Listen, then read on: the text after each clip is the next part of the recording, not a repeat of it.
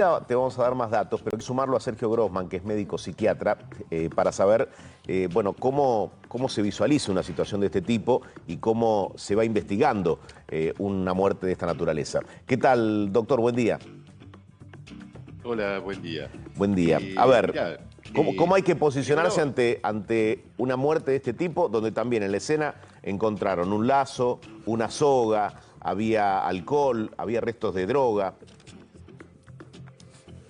mira, una de las cosas que hay que saber es que esto es una práctica infrecuente en la realidad, lleva más o menos una muerte cada 2 millones de personas en Europa, o sea, es una práctica sadomasoquista que existe y que es, digamos, lindera con la muerte, y no hay una manera segura de hacer un tipo de práctica, no es que si seguís, si tenés tales cuidados, la muerte no va a suceder, sino que de un momento para el otro la persona se desmaya, pierde la conciencia, puede perder, digamos, cuestiones que requieren la circulación, o sea, puede que se recupere pero con daño neuronal, o puede morir como supuestamente pasó en este caso. Una de las cosas que desde el punto de vista de la psiquiatría legal se busca es cuál es la conducta de la persona fallecida en anteriores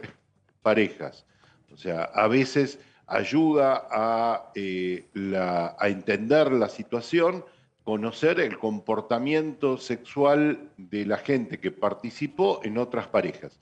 Hay parejas femeninas que no tienen estas fantasías, no es habitual que lleven adelante estas prácticas, pero quieren complacer a su pareja momentánea y aceptan algo que le propone el otro partener Ajá. para complacerlo, pero que no es la práctica habitual. Y hay otras parejas que se les pregunta para las parejas anteriores y una tras otra hubo ese tipo de prácticas, lo cual confirma la vocación de, en este caso, la víctima para someterse a ese tipo de prácticas. Ajá. A ver, Víctor, entonces, ¿qué se hacen? ¿Consultas en anteriores parejas de la víctima, pero también de la persona que puede llegar a estar imputada o que se investiga como responsable? Justamente, una de las cuestiones que van a salir de los teléfonos y de la notebook son vínculos. Y a través de los vínculos va a surgir esto que muy bien estaba hablando Sergio recién, que decía, a ver, ¿cómo es el comportamiento anterior? ¿Esto es una práctica habitual? ¿No era una práctica habitual? ¿O es para complacer a la pareja presente, como bien decía Sergio? Exactamente, pero claramente acá lo que falta es, obviamente están faltando un análisis de los teléfonos, un análisis toxicológico, de lo que hablábamos recién. La autopsia, claro. De la autopsia, falta la parte toxicológica, el resto ya está hecho. Y después, a raíz de eso, los vínculos para ver cómo era esta relación. Porque acá pasa mucho por el consentimiento. Porque de hecho dicen que la que lleva a cabo la maniobra que termina en una asfixia erótica es la víctima. Por eso te hablaba que es un caso, desde el punto de vista técnico, raro, porque acá tenés que ver la imputación en la responsabilidad de la víctima y no de la persona que estaba en ese momento, que a ver qué pudo haber hecho, qué no, porque me preguntaban a mí, ¿dónde lo ubicás? Y lo podés ubicar desde un femicidio, que prácticamente está descartado por todo esto que estamos hablando, hasta una falta de colaboración o falta de ayuda. Pero podía, no podía, es una situación muy difícil. Y hay un testimonio clave, si me permitís, Sergio, que se suma, que es el de la expareja de Julio, ¿no? Y de las hijas. De Julio Mauro y de las hijas, ¿no? Que refieren que no había violencia de género, ni nada por el estilo, ni tampoco gritos, ni nada que Nada, era una situación absolutamente consensuada, consentida, y ambos estaban haciendo algo que les generaba placer. Insisto, una situación border, pero más habitual de lo que uno se imagina por lo que nos comenta Sergio. Sergio, ¿y es parte del juego sexual, quizás se vuelve y quizás no, de ese desmayo o de ese estar fuera de sí? Sin duda que esto es un terreno de neblina entre la sexualidad y la muerte, y que las personas que van o sea, que llevan adelante estas prácticas no pueden no saber que están jugando con la muerte. Hay muchos casos en los cuales la persona fallece sin un partener, o sea, que mediante bolsas de nylon o dispositivos con cuerdas hacen esto solos y muchas veces fallecen. Ahora, lo que es llamativo es, se hicieron algunas investigaciones en Europa acerca de cuántas parejas jóvenes, o sea, cuántas personas de entre 18 y 24 años incorporaban a su sexualidad alguna práctica sadomasoquista, y se vio que, por lo menos entre estudiantes universitarios europeos, es muchísimo más frecuente de lo que nosotros imaginaríamos. Y entonces empezaron también a preguntarse por qué aumentan este tipo de prácticas.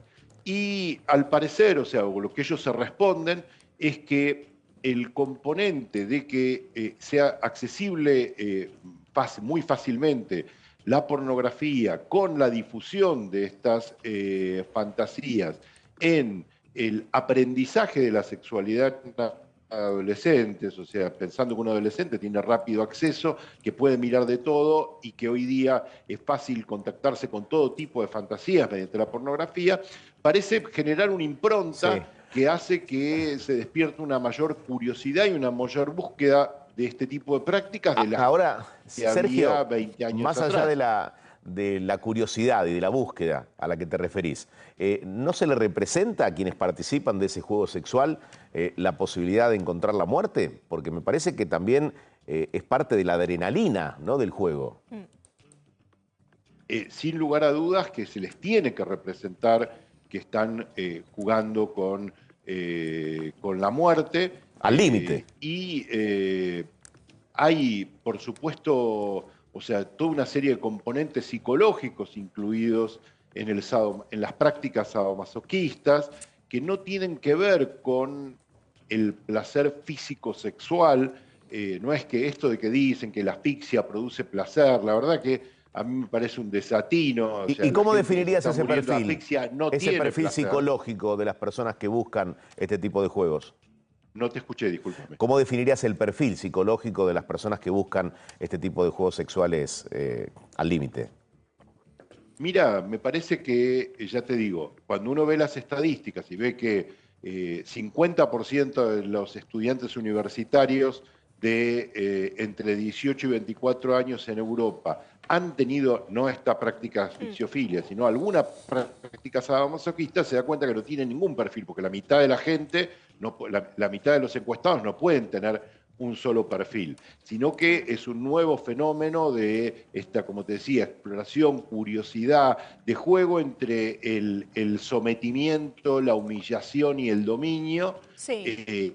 Las prácticas tienen que ver con esto, con sometimiento, con humillación y con dominio. Imagino, doctor, que de todas maneras el alcance hoy que tienen los jóvenes de pornografía a través de todos los elementos electrónicos que uno tiene y Internet, que ha llegado también para eso, provoca tal vez una curiosidad e invita a practicarlo. Pero hay que dejar claro que no hay una práctica correcta de esto. No, a ver, hay algunas, o sea, hay prácticas sadomasoquistas que consensuadamente a uno le pueden parecer que la verdad que no es lo que a uno le gusta, que le puede producir horror solo nombrárselas, y a otras personas con solo nombrárselas puede resultar excitantes, pero que no implican el riesgo de morir. Sin embargo, esta práctica sí implica el riesgo de morir y no hay ninguna forma de hacerlo bien. O sea, no es que si tomo tal medida voy a tener un escape, porque inesperadamente de un momento para el otro la persona muere y no hay punto de vuelta atrás. En otras prácticas que vos me digas, bueno, no sé, se visten así, usan un látigo y le hace que le pega, que no le pega y lo consensúan, no se va a morir de eso. Sí, sí, se entiende. No, lo que tenemos que tener muy claro es que desde el punto de vista legal, desde el punto de vista técnico, no deja de ser distinto que un deporte de alto riesgo o una situación altamente riesgosa donde uno se expone voluntariamente. Y esto es lo que el doctor Gonzalo Petit y los investigadores están viendo. Hasta dónde hubo o no responsabilidad de Julio Moura, que era la persona que estaba en ese momento. Todo indica y hace ver que todo lo que él dijo tiene su correlato con prueba y con pericia de que está bien. Con lo cual van por esa línea y obviamente esto es una práctica muy difícil y muy riesgosa que va por la parte más privada que por otra. Sergio, muchísimas gracias por haber hablado con nosotros. De nada, un gusto conversar con ustedes. Información en este caso que